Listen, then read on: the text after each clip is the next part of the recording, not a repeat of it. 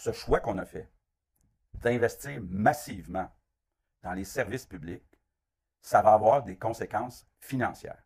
On se retrouve avec un budget qui est largement déficitaire. Avez-vous remarqué ce que M. Legault vient de faire? Parce que c'est subtil, mais c'est important. Il vient d'associer le déficit spécifiquement au financement des services publics. La connexion implicite qu'il veut faire, c'est qu'être contre le déficit, c'est nécessairement alors être contre le financement des services publics. Mais c'est pas comme ça que ça fonctionne un budget. Puis un déficit, c'est une question de l'ensemble des choix de dépenses du gouvernement. Alors le déficit, il est aussi causé par les 870 millions de dollars que le gouvernement va dépenser pour un nouveau toit pour le stade olympique ou le 3,3 milliards de dettes que le gouvernement a ajoutées à la charge publique pour envoyer des chèques de 500 $ à tout le monde avant les dernières élections. Et tous les autres choix que le gouvernement fait avec notre argent, pas juste les services publics. Si on voulait, on pourrait probablement financer les services publics à la hauteur que le voudrait le gouvernement Legault sans être obligé de faire un déficit, si on faisait d'autres choix avec le reste de notre argent. Oubliez-le pas dans les discussions et les débats qui s'en viennent sur la question, parce que le gouvernement, lui, va essayer de vous le faire oublier.